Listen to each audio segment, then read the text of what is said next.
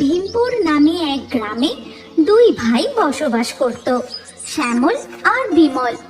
দুই ভাইয়ের ছিল দুটি মাটির বাড়ি।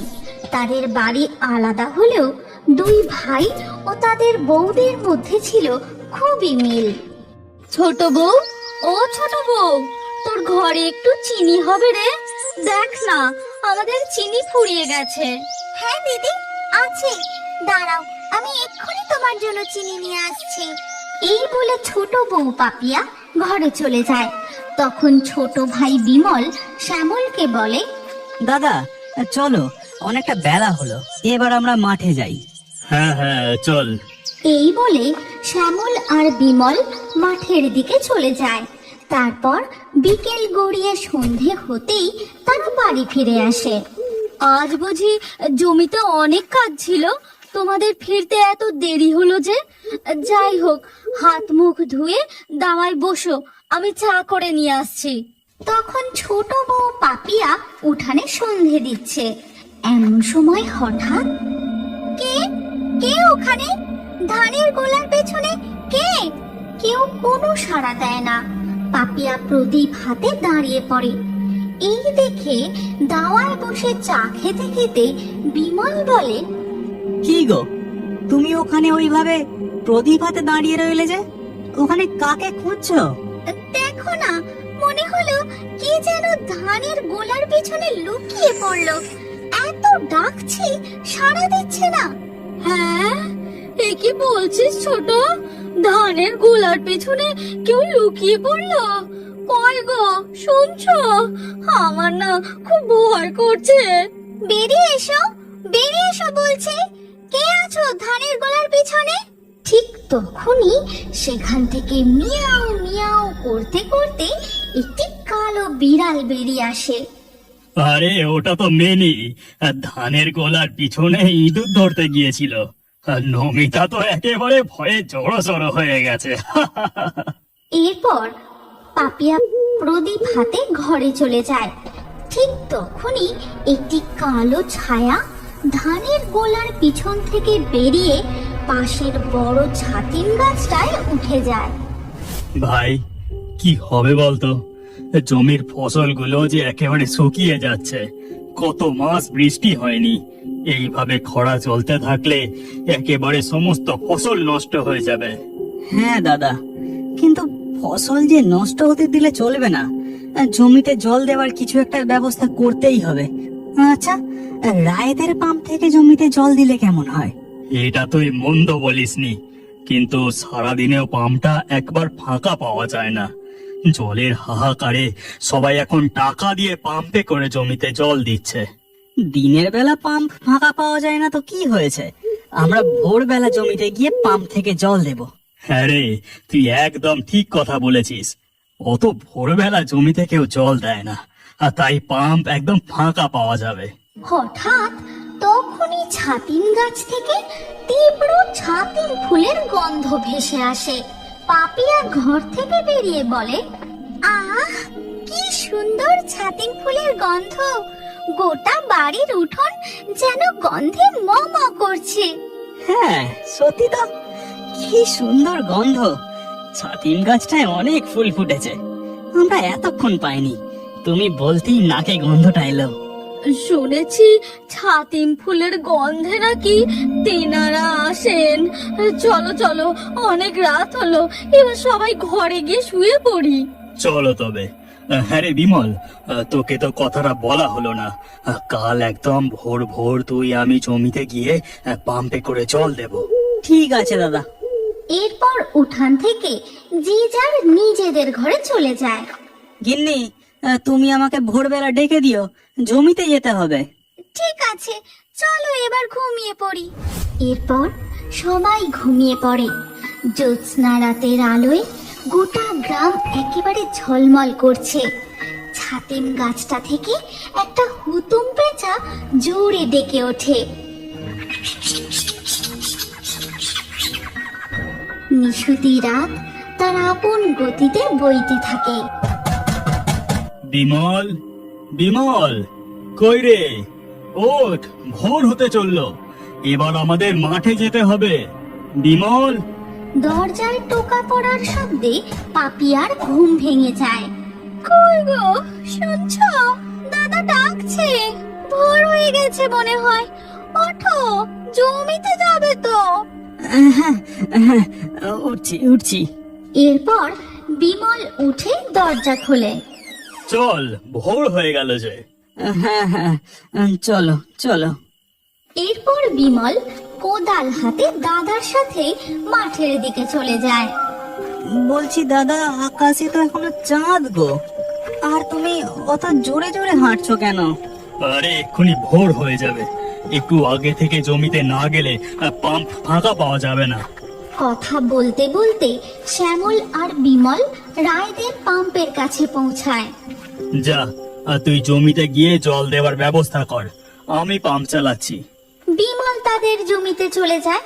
তারপর পাম্প থেকে তাদের জমি পর্যন্ত জল চলে আসে। দূর থেকে বিমল হাঁক দিয়ে শ্যামলকে বলে, দাদা, জমিতে জল এসে গেছে, তুমি ওখানেই দাঁড়াও, আমি তোমাকে বললে তুমি পাম্প বন্ধ করে দেবে। ঠিক আছে।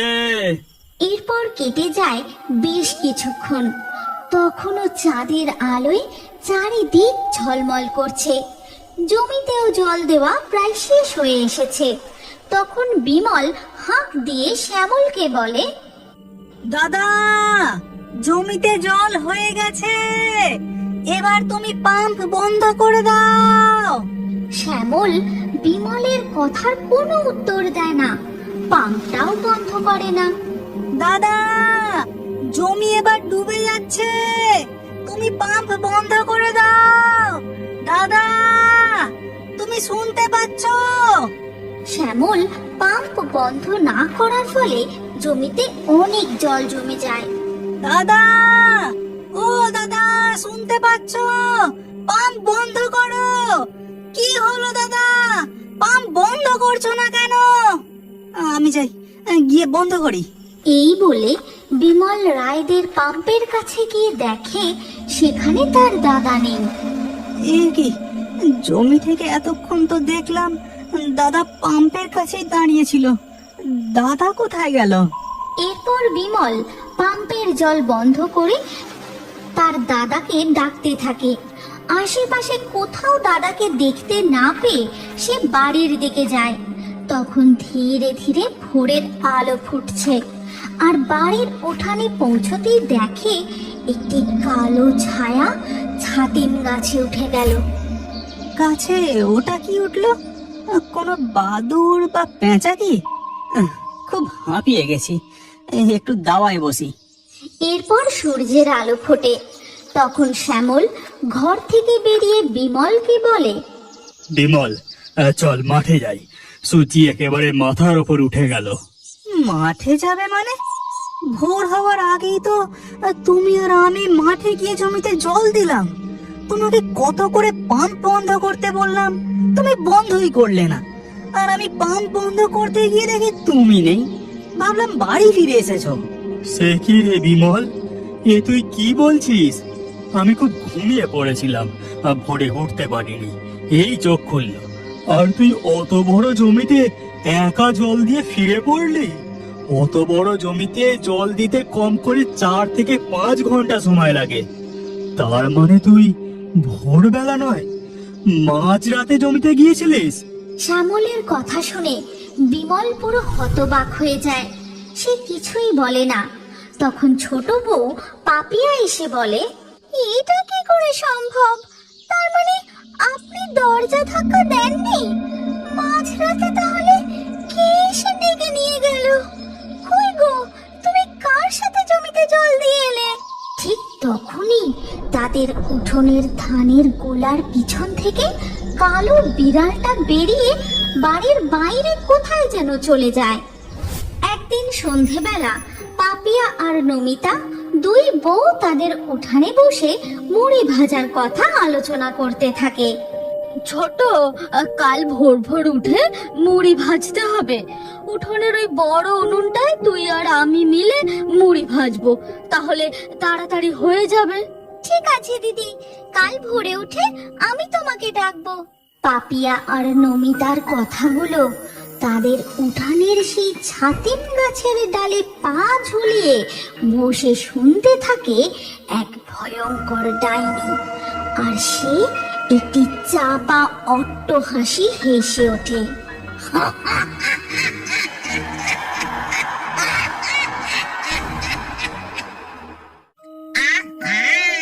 কি সুন্দর খেজুরের গুড়ের গন্ধ, তাজা রসালো সুস্বাদু খেজুরের গুড় টকবক টকবক করে ফুটছে। খেজুর গুড় খেকো ডাইনি আড়াল থেকে পাঁচুদের বাড়ির উঠানের দিকে একভাবে তাকিয়ে থাকে, কারণ উঠানে পাঁচুর বউ খেজুর গুড় তৈরি করছে। গিন্নি, এই দেখো, আরো 2 হাঁড়ি রস পেরে নিয়ে এসেছি। আরো জোরে উনুনে জাল দাও, কাল পৌষ পার্বণ। কালকের বাজারে শুধু আমার কাছে টাটকা খেজুরের গুড় পাওয়া যাবে, আর আমি চড়া দামে বেচবো। কি বলো গিন্নি? এই পাড়ার সব খেজুর গাছের হাড়ি তো ফাঁকা করে দিয়েছ মনে হয়। তা বলি কি, ও পাড়ার চৌধুরীদের বাগান থেকে রস নিয়ে এসো না, তাহলে আরো খেজুরের গুড় তৈরি হবে। এই না হলে পাঁচুর বউ। তুমি মন্দ বলনি গিন্নি, তুমি এই দিকটা সামলাও, আমি গিয়ে চৌধুরী পাড়ার খেজুর গাছের হাঁড়িগুলো সাবার করে দিয়ে আসি। এই কথা বলে পাঁচু খেজুর রস চুরি করতে চৌধুরী পাড়ার দিকে চলে যায়। খেজুরের গুড়টা প্রায় তৈরি হয়ে এসেছে, আমি যাই ঘর থেকে একটা বড় হাঁড়ি নিয়ে আসি। এই গুড়টা তুলে রাখতে হবে। ওই তো ওই বউটা ঘরে যাচ্ছে, এইটাই সুযোগ। পাঁচুর বউ কামিনী ঘরে যেতেই ডাইনি সুযোগ বুঝে গরম খেজুরের গুড় তুলে চেটে পুটে খেতে শুরু করে। কি সুন্দর গরম গরম খেজুরের গুড়, কি মিষ্টি, কি সুস্বাদু। ডাইনি মনের আনন্দে পাঁচুদের উঠানে বসে গরম খেজুরের গুড় খেতেই থাকে। ওদিকে ঘর থেকে পাঁচুর বউয়ের বেরিয়ে আসার শব্দ পেতেই মনে হয় বউটা এই দিকেই আসছে, আমায় দেখে ফেললে যে আবার ভিমরি খাবে। কি করে কি করে? ওই খেজুর গাছে একটা হাঁড়ি ঝুলছে দেখছি, যাই ওর মধ্যেই ঢুকে পড়ি। এই কথা বলেই ডাইনি সোজা পাঁচুদের উঠানের পাশে খেজুর গাছের হাঁড়ির মধ্যে ঢুকে যায়। এ কি, এই হাঁড়ির ভিতরটা যে একদম ফাঁকা দেখছি, একটু রস নেই। যাকে বেশ ভালোই হলো, এই হাঁড়ির মধ্যে আমি সংসার পেতে বসবো, আর মাঝে মধ্যে বেরিয়ে ওদের খেজুরের গুড় চুরি করে খাবো। ওদিকে তখন পাঁচুর বউ ঘর থেকে বেরিয়ে উনানের কাছে গিয়ে দেখে কড়াতে একটু খেজুরের গুড় নেই। এ কি, এক কড়া খেজুরের গুড় কোথায় উধাও হয়ে গেল? শিয়াল পুকুরে খেয়ে গেল নাকি? কিন্তু গরম ফুটন্ত গুড় খাবেই বা কি করে? এ তো আশ্চর্য ব্যাপার। উফ, কি ঠান্ডা রে বাবা, শীতটা একেবারে জাঁকিয়ে পড়েছে। এই তো আর একটা খেজুর গাছে রসের হাঁড়ি দেখছি, তাড়াতাড়ি গাছে উঠে হাঁড়িটা খালি করে দিই। এই কথা বলে পাঁচু তর তরিয়ে খেজুর গাছে উঠে পড়ে। এই কনকনে নিশুতি রাতে কেউ কোথাও নেই। পাঁচু, আজ তোকে ধরে কে? তারপর পাঁচু খেজুর রসের হাঁড়ি নিয়ে নিচে নেমে আসে। হ্যাঁ, চৌধুরী পাড়ার সব খেজুর গাছের হাঁড়ি একেবারে ফাঁকা করে দিয়েছি। এরপর পাঁচু কাঁধে রসের হাঁড়ি নিয়ে তার বাড়ির দিকে ফিরতে থাকে। আমার একটা হাঁড়ি মনে হয় এখনো একটু ফাঁকা রয়ে গেছে, আর একটা গাছ থেকে রস চুরি করতে পারলে ব্যাস কেল্লা ফাতে। 2টো হাঁড়ি একেবারে ভর্তি হয়ে যাবে। ওই তো ওই গাছটাতেও একটা হাঁড়ি আছে দেখছি।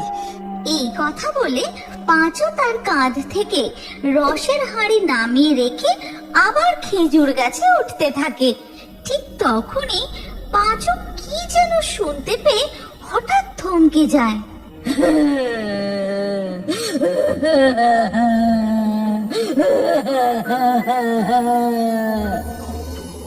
এ কি, এই নিশুতি রাতে জঙ্গলের মধ্যে কে কাঁদে? আওয়াজটা যেন খুব কাছ থেকেই আসছে।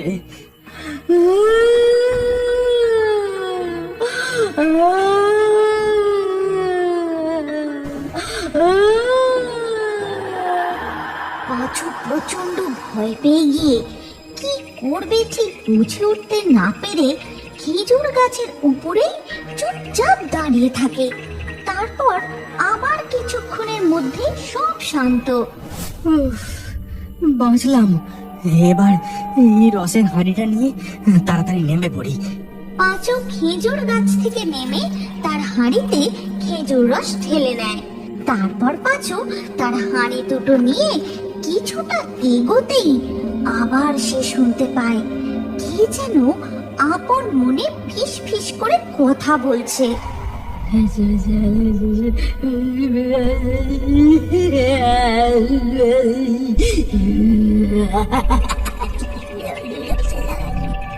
পাঁচু ভয়ে কাঁপতে কাঁপতে ধীর পায়ে এগোতে থাকে। হঠাৎ সে লক্ষ্য করে একটা গাছের গোড়ায় সাদা শাড়ি পরা এক মহিলা বসে আপন মনে কথা বলছে। ওরে বাবা, ওটাকে ভূত নাকি? পাঁচু, আজ মনে হয় তোর আর রক্ষে নেই। রাম রাম রাম রাম রাম রাম। পাঁচু আর দু এক পা এগোতেই ওই সাদা শাড়ি পরা বউটি একদম পাঁচুর সামনে চলে আসে আর বলে, কি রে, ভেবেছিলিস আমাকে এড়িয়ে ঘরে চলে যাবি? আমার যে থাকার কোনো ঘর নেই। এই ঠান্ডা কনকনে শীত আমি আর সহ্য করতে পারছি না। এবার আমি তোর ঘরে চেপে তোর ঘরে গিয়ে ডেরা বাঁধবো। এই ব্যাপার, তোমার ঘর নেই তাই তুমি আমার ঘরে যেতে চাও? তা বেশ বেশ, কিন্তু আমার ঘরে যে আগে থেকে এক শাকচুন্নির ডেরা বেঁধে আছে। সব খাবার সে একাই খেয়ে নেয়। তুমি আমার সঙ্গে যেতে পারো, কিন্তু তাহলে যে তোমাকে শুকিয়ে থাকতে হবে। শাকচুন্নি তোর ঘরে ডেরা বেঁধেছে? সে সব খাবার খেয়ে নিচ্ছে? না, তাহলে আর কি এ কাজ নেই। আমার থাকার জায়গা যখন হলো না, তাহলে তো অন্য কিছু ভাবতে হবে। আমি বরং তাহলে আজ তোকে কচমচ করে চিবিয়ে খাবো। ও পেতনি, তুমি এমন কথা বলো না গো। আমি তোমার থাকার ঘরে ঠিক ব্যবস্থা করে দেব। বল বল বল, তাড়াতাড়ি বল। আমার যে খুব শীত করছে, এই ঠান্ডা আর সহ্য করতে পারছি না। সর্বনাশ, এবার আমি কি করি? এই পেতনির থাকার ব্যবস্থা কি করে করি? কি রে, কি হলো? এত দেরি হচ্ছে কেন? ঠিক তখনই পাঁচুর মাথায় এক বুদ্ধি খেলে যায়। তারপর সে পেতনিকে বলে, ওই যে ওই দিকে দেখো, ওখানে যে কুটিরটা দেখছো, ওখানে কেউ থাকে না, একদম পরিত্যক্ত। তুমি একা ওখানে ভালোই থাকবে। তাই নাকি? কিন্তু কোনো মানুষ এসে যদি উৎপাত করে আমাকে তাড়ায়, তাহলে দেখবি তোর একদিন কি আমার একদিন। এই বলেই সাদা শাড়ি পরা পেতনি উড়ে সোজা চলে যায় ওই কুটিরের ভিতর। রাম রাম রাম রাম রাম রাম। এই যাত্রায় কোন রকম বেঁচে গেছি, আর কখনোই জঙ্গলে আসবো না। পাঁচু, পালা, তাড়াতাড়ি পালা। দৌড়তে দৌড়তে পাঁচু সোজা তার বাড়ির উঠানে পৌঁছায়। এ কি, আমার বউ কোথায় গেল? কড়াই গুড় নেই, উনুন জ্বলছে না। আমার আসতে দেরি হচ্ছে দেখে ঘুমিয়ে পড়লো নাকি? এরপর পাঁচু এগিয়ে গিয়ে দরজায় টোকা দেয়। কামিনী, ও কামিনী, দরজা খোলো গো, কামিনী। কি গো, তুমি এভাবে হাঁপাচ্ছ কেন? কি হয়েছে? ধরা পড়ে গিয়েছিলে নাকি? কই দেখি, পিঠে কগা লাঠির বাড়ি পড়লো। উফ, গিন্নি তুমি থামো তো। আমি ধরা টরা পড়িনি, আমি এক পেতনির ফাঁদে পড়েছিলাম। এ তুমি কি বলছো গো? সে তোমায় কামড়ে দেয়নি তো? আচ্ছা, তোমার ঘাড়ে চেপে আবার ঘরে চলে আসেনি তো? না না, আসেনি। আমার বুদ্ধির কাছে ভূত প্রেত ডাইনিও বোকা হয়ে যায় গো। আমি বললুম আমার ঘরে এক সাপ চুন্নি আছে, সে সব খাবার খেয়ে নেয়। আমার ঘরে গেলে তুমি না খেতে পেয়ে শুকিয়ে শুকিয়ে আবার মরে যাবে। বাবা, তোমার কি বুদ্ধি, কি বুদ্ধি! কিন্তু জানো, আমি না ঘরে হাঁড়ি নিতে এসেছিলাম, তারপর বাইরে বেরিয়ে দেখি কড়াতে একটুও গুড় নেই।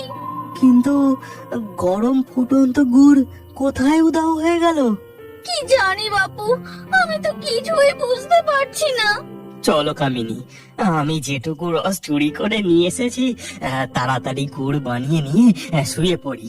সকাল হলেই গুড় হাটে নিয়ে যেতে হবে। হ্যাঁ, তাই চলো। এরপর পাঁচু ও তার বউ কামিনী মিলে উনুন জ্বালিয়ে আবার গুড় বানাতে শুরু করে। আর সেই গরম গুড়ের গন্ধ গিয়ে পৌঁছায় খেজুর গাছের হাঁড়ির মধ্যে। আবার গুড় তৈরি হচ্ছে, কি মজা! এরপর গুড় তৈরি হয়ে গেলে গুড়ের হাঁড়িটা পাঁচু ও তার বউ রান্নাঘরে নিয়ে গিয়ে রেখে দেয়। তারপর তারা তাদের ঘরে গিয়ে শুয়ে পড়তেই সব শান্ত, এবার মনে হয় ওরা ঘুমিয়ে পড়েছে। আমি যাই, তারপর এই কথা বলে ডাইনি খেজুর গাছের ঝুলন্ত হাঁড়ি থেকে বেরিয়ে সোজা পৌঁছায় পাঁচুদের রান্নাঘরে।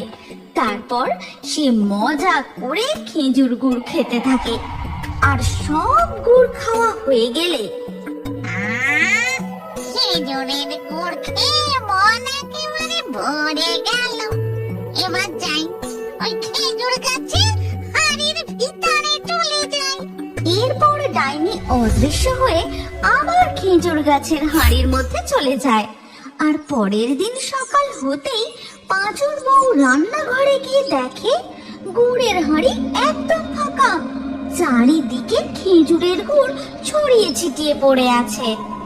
এই কি অনাসৃষ্টিকাণ্ড!